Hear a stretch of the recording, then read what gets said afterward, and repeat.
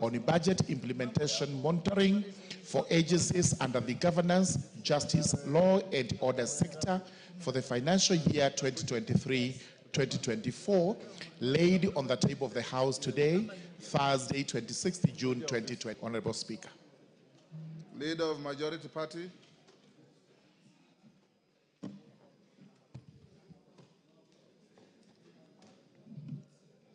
You give notice of motion. Oh, that was the Leader of Minority. Leader of Minority Party. Honorable Jeanette. Mr. Speaker, I beg to give a notice of motion to condemnation of acts of lawlessness, destruction and vandalism on public and private properties and infrastructure during the June 25th demonstrations. That appreciating that Article 37 of the Constitution guarantees the right to assemble, demonstrate, and present petitions to public authorities peacefully. Further appreciating that on Wednesday, 25th June 2025, sections of the population participated in public demonstration and protest in various parts of the country.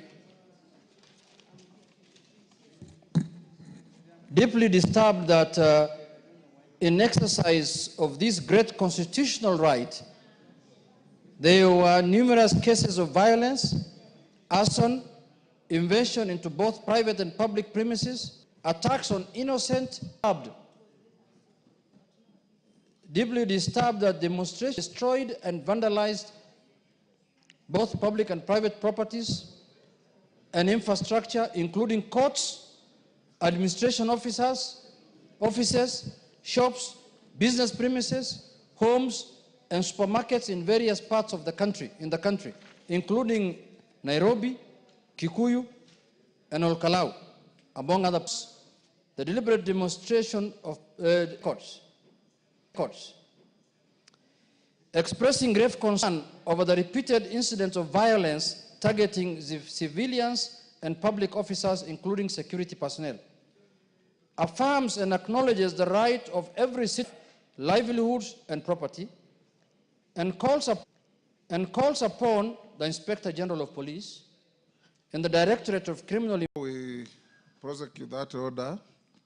Can the majority leader prosecute that order? Can the majority leader, minority leader, and Otieno Amolo approach the Speaker for some consultation?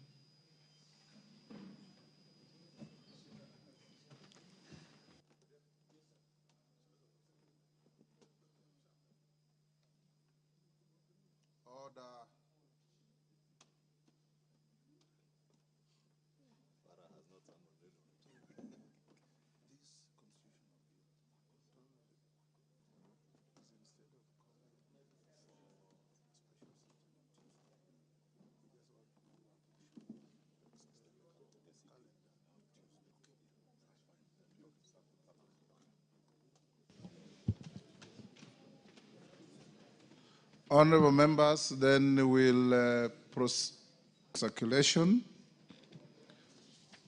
After statements, and on statements, I will, and the majority leader's Thursday statement will come later. After that, honorable members, we'll do a procedural motion at order number 9, which will be moved by the majority leader, and it should be disposed of in no time. After that, we'll go to the motion to which the 1.5 tell. I'll give the majority and minority leader 10 minutes each, and the rest of the members, I'll assign them 2 minutes so that we can have as many of you speaking as you can. If you think 2 minutes is too much, we can reduce. If it's too little, we can add. But I believe we can do with 2 minutes, can't we? 2 minutes each. We'll do 2 minutes. Yes, Kamukunji member, what is the issue? I was going to suggest maybe 5 minutes, but 3 minutes would be okay. Yeah. Okay. Let's compromise to 3. Let's compromise to 3. And after that, we will then go to the constitutional bill that will take, after we finish the motion by the majority minority leaders, we'll then go back to Order 7 and take responses to statements, and then go to the constitutional bill. So call out order number, you have called out order number 7. Member for Turkana Central, Joseph Namwar.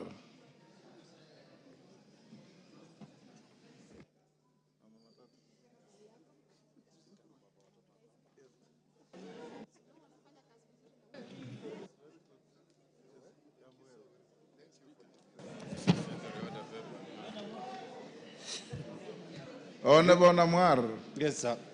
Go ahead. Request for statement regarding lack of development and non-exploitation of Lake Turkana resources. Honorable Speaker, pursuant to the provisions of Standing Order 44-2C, I wish to request for a statement from the chairperson. Honorable Namwar, speak with vigor. I can't hear you. There's a lot of noise all over, Honorable Speaker. Order, members. Order. Go ahead. Request for statement regarding lack of development and non-exploitation of Lake Turkana resources. Honorable Speaker, pursuant to the provisions of Standing Order 44-2C, I wish to request for a statement from the chairperson of the Departmental Committee on Blue Economy, Water and Irrigation regarding the lack of coordinated development and sustainable exploitation of Lake Turkana resources. Honorable Speaker, Lake Turkana is the largest desert lake in the world and designated United Nations Educational, Scientific and Cultural Organization, UNESCO, World Heritage Site. It spans Turkana and Marsabit counties and supports livelihoods for thousands of fisherfolk, fish traders, and local communities. The lake hosts a variety of fish species and is home to unique biodiversity, including numerous bird species, as well as Nile crocodiles and hippopotamuses. It also holds significant archaeological and anthropological value, most notably for the discovery of the Turkana boy. Despite its vast potential and cultural significance, Lake Turkana remains underdeveloped, and opportunities for ecotourism and cultural tourism opportunities like the Tobong Lore Festival remain largely untapped. Fisherfolk and beach management units continue to face major challenges, including limited road access, lack of cold storage facilities, inadequate fishing gear, and poor access to reliable markets. While development patterns such as the Norwegian Agency for Development Cooperation, NORAD, have supported initiatives in the region, their impact has been limited due to the absence of a coordinated development framework and strategic leadership in Lake Turkana. Lake Turkana holds the potential to contribute to regional economic development by strengthening blue economy, value chains, and improving linkages to nearby cross-border markets. Indeed, the theme of the 2025 Madaraka Day celebrations, promotion of a sustainable blue economy for national development, underscored the importance of unlocking such potential. It is therefore essential that Lake Turkana be prioritized for inclusive, equitable, and sustainable development by the government. Honorable Speaker, it is against this background that I request for a statement from the chairperson of the Departmental Committee on Blue Economy, Water and Irrigation on the following. 1, plans to establish the Lake Turkana Development Authority, including the expected timelines for its establishment. 2, strategies in place to develop the blue economy of Lake Turkana particularly in fisheries, aquaculture, and regional trade. 3, infrastructure projects currently underway to support economic activities around the lake, including roads, cold storage facilities, and fish landing sites.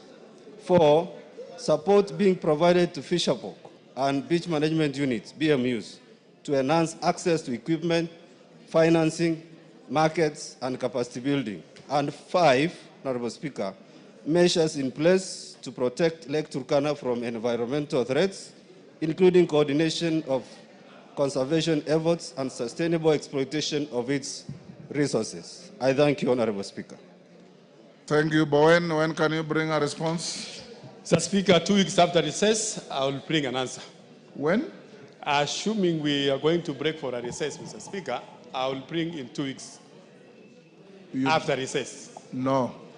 You bring the first week after recess. Most obliged. Yes. Paul Abor. Honorable Paul Abor. Thank you, Honorable Speaker. Honorable Speaker, pursuant to provisions of Standing Order 44.2c, I rise to request for a statement from the Chairperson of the Departmental Committee on Blue Economy, Water and Irrigation regarding the status of Rongo Water Supply Project. Yes. Honorable Speaker, access to safe and reliable water is not only an essential but also serves as a catalyst for economic growth and prosperity. Enhanced water infrastructure supports commercial activities, improves livelihoods, and strengthens communities' capacity to adapt to the impacts of climate change. To this end, the Lake Victoria South Water Development Agency initiated the Rongo Water Supply Project in November 2022 to improve access, quality, availability, and sustainability of water supply in Rongo constituency. Regrettably, the contract made with the initial contractor of the project has since been terminated. Further, the Lake Victoria Water Development Agency has yet to initiate the procurement process to engage a new contractor for completion of this critical water supply project. Honorable Speaker, it is against this background that I request for a statement from the Chairperson of the Departmental Committee on Blue Economy, Water and Irrigation on the following. Number 1, the steps taken to ensure that another contractor is procured and engaged to complete the Rongo Town Water Supply Project, including the projected timelines for resumption and completion of the works.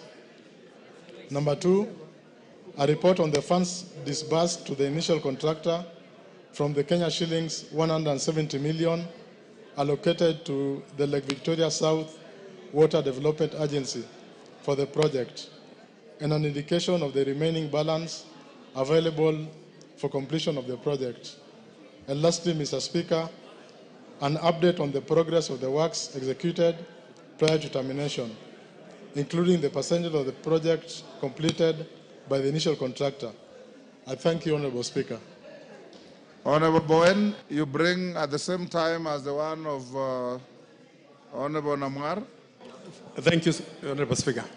Beatrice Elachi.